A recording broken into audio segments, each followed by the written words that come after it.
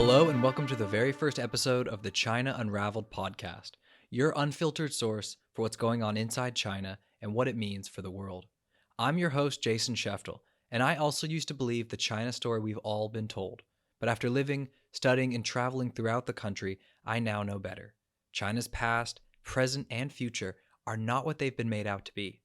I've spent the last year turning what I've learned into a book, and on here, I shed some light on the big issues. In today's episode, we're diving into the origins of the global pandemic, and we've got a lot of ground to cover. We'll be going through the history of COVID-19's forgotten sibling, the full, bleak picture of China's disease risks and wet markets, the coronavirus outbreak's early, hidden timeline, China's bungled response, and what to expect as we move ever deeper into a changed world. We're all living through a major historical event, and things won't be the same afterwards, so let's learn how this new world of ours got its start. Doctors call the first person infected with a new disease Patient Zero. As of May 2020, Patient Zero for the coronavirus is still unidentified and may never be identified.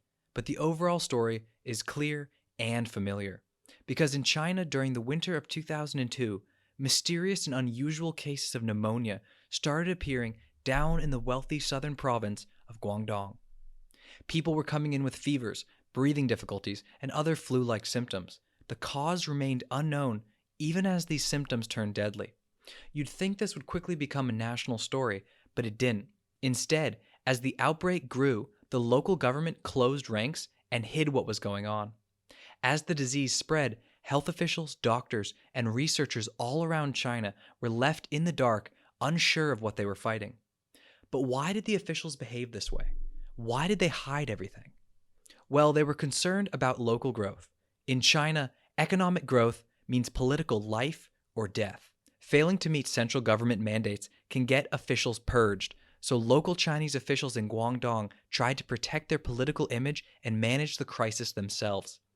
They just failed miserably at both. Foreign newspapers like the Wall Street Journal reported on the virus before the Chinese central government ever got wind of it.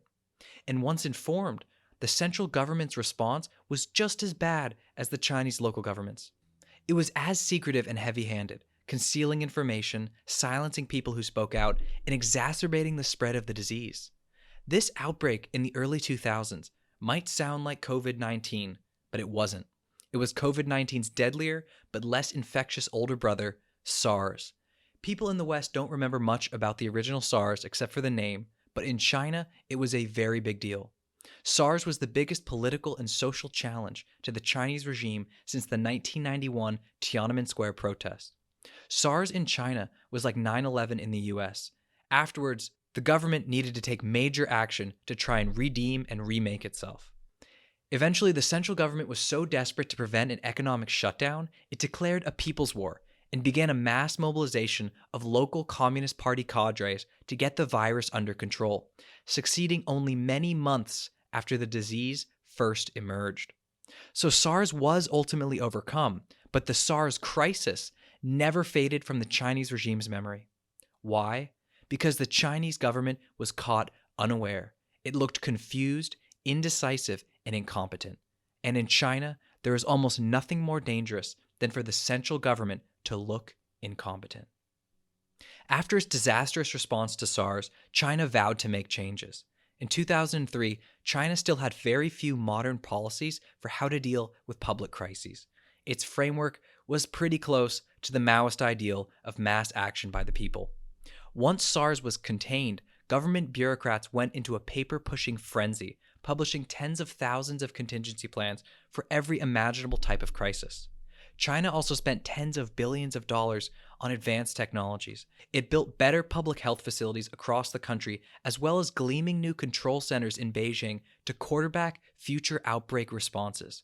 It built a new and supposedly high-tech national system to report and consolidate information on new contagious diseases. Doctors and hospitals could send diagnoses straight into Beijing databases. So on paper, this system let the government bypass provinces and respond to outbreaks within hours instead of weeks or months. These high-tech solutions sound like big changes, but China made some even more important changes. Beijing's public health response to SARS was very bad, But its messaging during the disaster might have been even worse. Its clumsy public relations campaigns had not been updated for the 21st century. So after SARS, all that changed. Since then, China has put on made-for-TV pageant shows during a crisis. Every government response to a natural or social disaster, whether it's an earthquake, a blizzard, a flood, a sandstorm, or even a large rise in food prices, is always accompanied by a major propaganda effort. State media even shows top leaders joining in on the relief effort. Hu Jintao could be seen inspecting wrecked buildings and physically carrying crucial supplies onto planes. Today, Xi Jinping dons a white coat and strides confidently into vaccine labs himself. The whole country gets drenched in government stories showing how the earnest, resolute, and capable Communist Party is out there on the scene protecting and supporting the people. This message is blasted everywhere, and all less favorable messages are suppressed. Because in China, the propaganda victory is just as important as overcoming the actual crisis.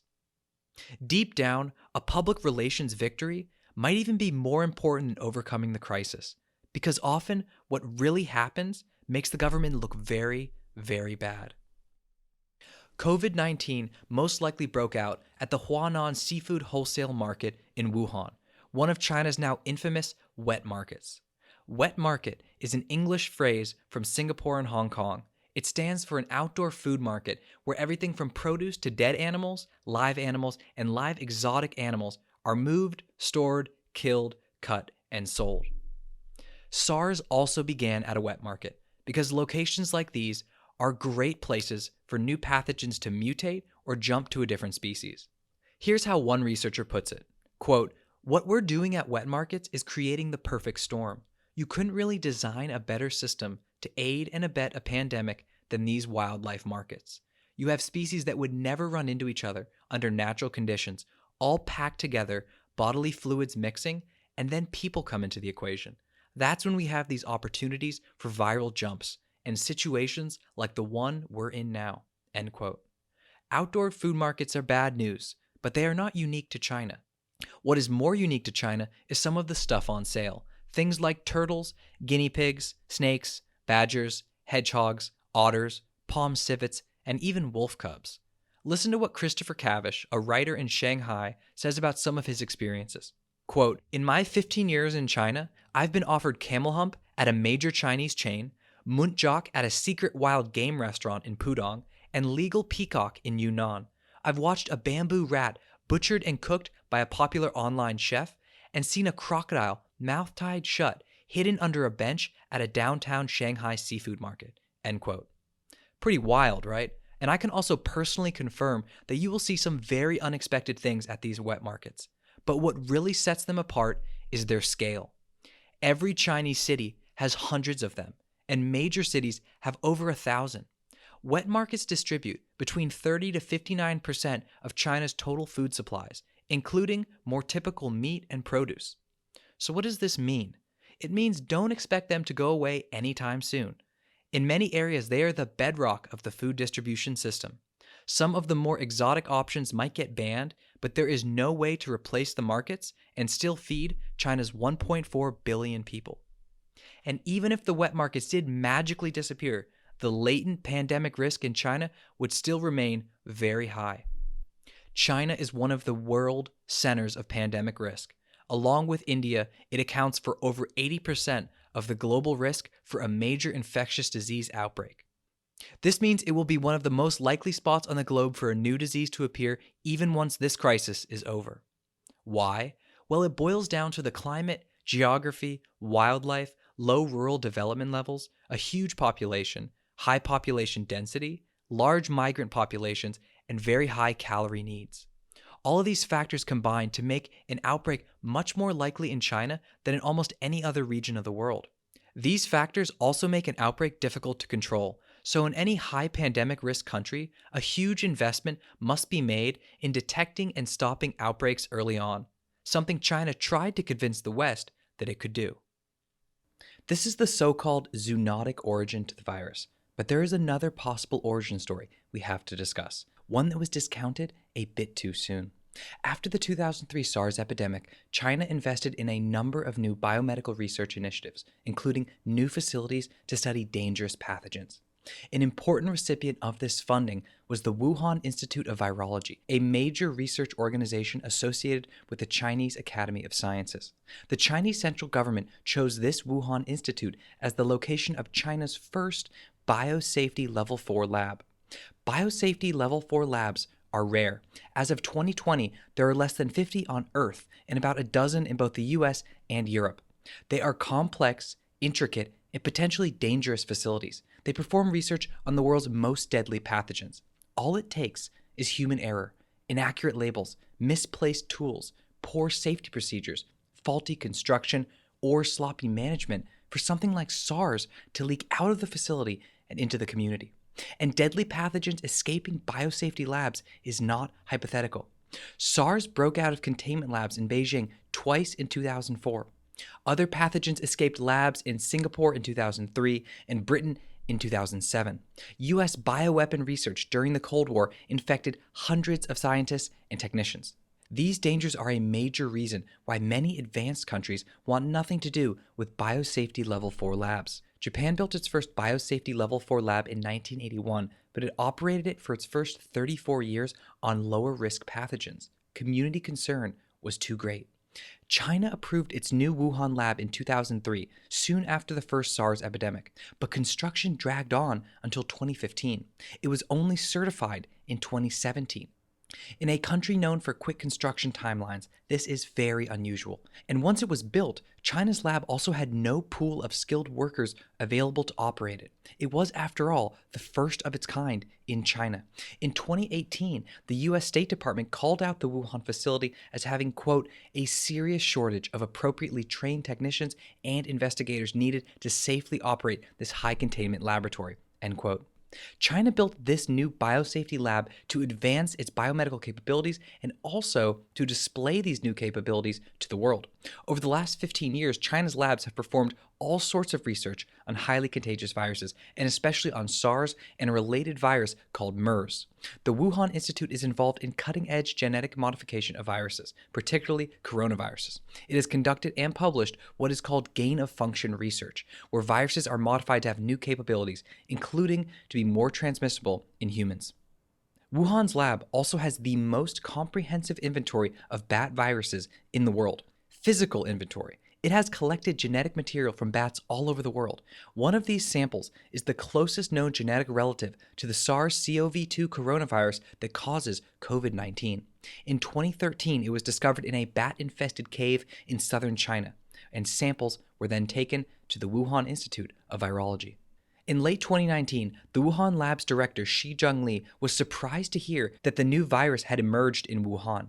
After all, she travels thousands of miles to collect bat samples for her lab. If a zoonotic origin to the virus can't be found, meaning if it can't be traced back to somewhere like Wuhan's wet market, then the Wuhan CDC and Wuhan Institute of Virology are just a few miles up the road. They are reasonable places to look, although the Chinese government is sure to close the doors to prying eyes. It was either amazing luck that the one lab in China able to handle the new 2019 SARS coronavirus was in Wuhan, or terrible, terrible misfortune. If the coronavirus did come from a lab and not from the wild, it was almost certainly not a deliberate attempt to infect the world.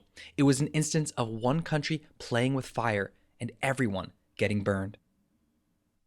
Back in July 2019, less than 6 months before the COVID-19 outbreak began, China staged a major training exercise for just this sort of situation. It was the largest ever. Over 8,000 officials gathered to practice detecting, tracing, and mitigating an epidemic. It was supposed to demonstrate how far China had come since SARS. But training and exercises didn't matter when the real thing happened, because the fundamental problem is not technical, it's political and institutional. China's current system, and to be clear, every version of a unified mainland China that has ever existed, is structured with a single political center trying to issue top-down mandates across the whole country. The problem is that different regions in China are very different and always have been. There are jungles in the southwest and tundra in the northeast, tropical islands in the southeast, and vast deserts in the northwest. For most of Chinese history, These regions were so different, they weren't even part of a single China. So if China ever wanted to have a non-totalitarian political system, it would need to acknowledge these differences and split power between federal and provincial governments. Whether this would work is a completely different story, but it is definitely not how the country currently operates. Instead, the Communist Party's top-down mandates produce disturbed information flows and skewed incentives across the entire country and in every industry, including healthcare, and especially during a public health crisis. So let's take a look at the timeline, because China is executing a massive propaganda campaign to cover up its early response to this disaster. Wuhan local government says the first reported case was on December 8th, 2019. To be clear, this is the date it gives to make itself look as good as possible. As of May 2020, the earliest confirmed case is actually November 17th, and some studies suggest it could be as early as October. So from mid-November to mid-December, there were still only single-digit new cases every day in China. Towards the end of December, it was still only double-digit new coronavirus cases each day. This was the time to act. This was the time to stop the spread when it was still manageable. Instead, the government response during this period was confused, misdirected, and deceptive. Officials did not announce an outbreak until New Year's Eve. The first diagnosis was not put into the national database until the day before. Yes, the core of China's pandemic response system went completely unused during the early, critical period of the outbreak. Even into January, officials were still causing trouble and looking out for their own hides. They claimed there were no new cases from January 3rd to January 16th and no evidence of human-to-human transmission of the disease. Officials punished people who said otherwise, creating scare campaigns to harass rumor mongers. Images of Wuhan police scolding people for talking about the virus were broadcast on national TV. Li Wenliang, a Wuhan doctor who spoke out about the disease early on, was forced to write a self-criticism letter because his actions had a, quote, negative impact on Wuhan. A month later, the 33-year-old ophthalmologist would die from the disease. Many other doctors who spoke out were also accused of damaging social stability. And the bureaucrats went even farther. They decided to give themselves an active role in medical diagnosis. To keep infection rates down and appearances up, doctors were prevented from diagnosing what they saw without approval. This early timeline is so bad, the Chinese central government has tried to limit its spread, treating the information as if it were another epidemic.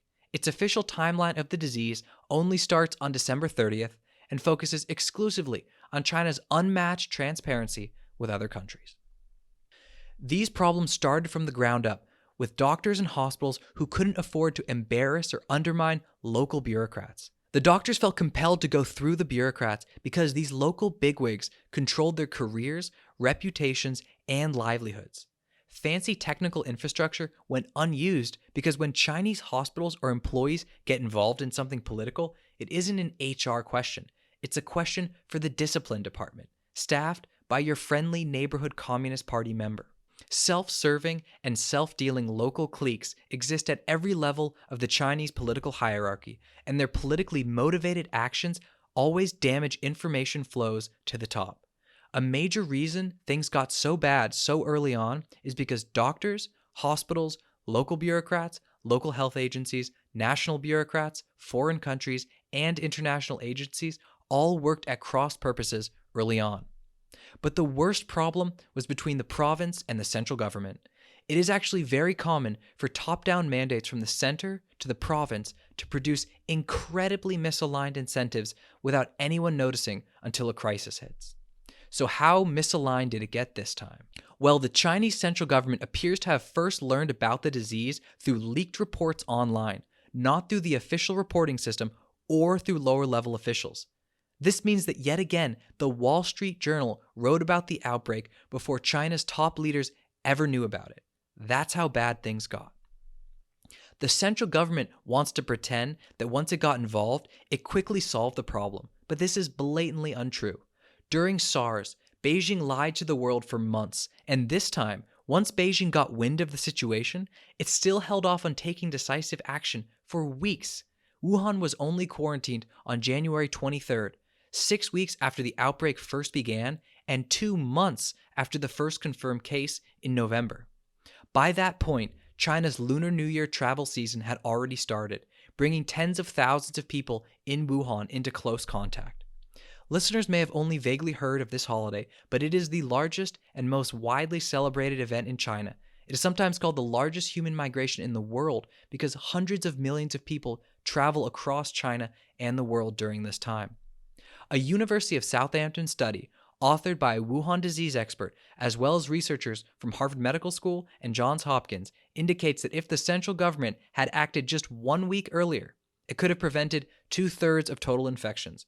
And if it had acted 3 weeks earlier, it could have prevented 95% of total infections. This means acting in December would have changed everything. Instead, China's 2 months of inaction, as well as its lies to the WHO, made it COVID-19's destiny to spread around the world. When this is what the situation really looks like, it makes sense Chinese propaganda has gone into overdrive. Right now, the government is doing everything it can to maintain positive public perceptions. It simply cannot afford to look weak or incompetent. It needs its people to think it didn't just handle the situation well, it wants them to think it handled it better than any other country. This means, regardless of what anyone says, wants, or hopes, in China, there can be no true transparency on the outbreak because presenting a powerful image is felt to be just as important and necessary as containing the virus. China is quarantining any discussions of its early failures, and this obsession with appearances has created major challenges for countries around the world. China should be serving as the earliest, largest, and most useful medical dataset for all other countries trying to fight the virus. Instead, Chinese data is unreliable. Because they are politically charged, infection rates, death rates, communicability, disease symptoms, and other basic medical information is all compromised. This has made it hard for the rest of the world to know if they should start preventative measures and later when to end their quarantines and lockdowns. And unfortunately, this fake data is probably here to stay. Don't forget that China still says only 241 people died at the minor public disturbance in Tiananmen Square in 1991. And on top of all the fake numbers are endless streams of almost exhausting propaganda pointing to the decisive and awe-inspiring Chinese central government response to the crisis. But what the propaganda does not mention is the first 2 months, the broken reporting system, the lies, deceptions, and scandals.